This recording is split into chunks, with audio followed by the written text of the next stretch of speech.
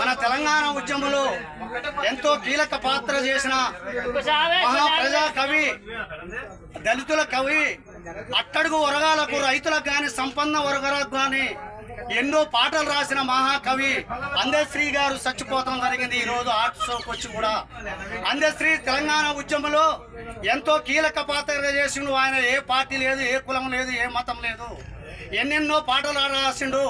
ఆయన రాసిన పాట కూడా ఈరోజు మన గౌరవ ముఖ్యమంత్రి మన రేవంత్ రెడ్డి గారు కూడా దాన్ని పాఠశాలల దాన్ని ఒక గీతగా పెట్టి, పొద్దున్నే దాన్ని ఒక గీతగా పెట్టి దాన్ని పిల్లలతో చదివిస్తున్నారు.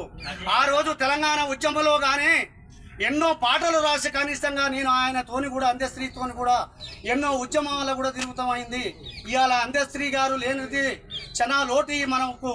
ఎందుకంటే మిత్రులారా, ఇక్కడ ఉన్న అమాలి మీరు కూలి చేసుకునేటోళ్ళు, అమాలీల మీద కూడా ఆయన పాట రాసిండు. ప్రతి ఒక్క కార్మికుల మీద కూడా పాట రాసిండు, రైతుల మీద రాసిండు ఆయన.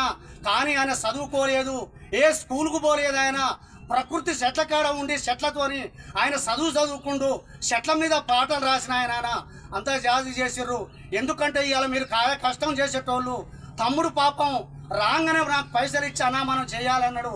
ధన్యవాదాలు చెప్తున్నా.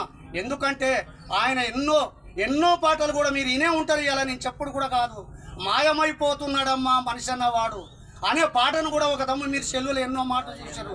చూడా చక్కని తల్లి సుక్కల్లా జాబిల్లి, అది దరిదాబా ఒక 2010వ సంవత్సరం ఆయన ఒక కంపౌండ్మెంట్ చేసి దాన్ని ఒక టేజీల మీద నేను మిర్యాలగూడెంలో పెట్టించినప్పుడు సభ మీద కూడా అది 2011లో నేను సభ పెట్టించడం జరిగింది.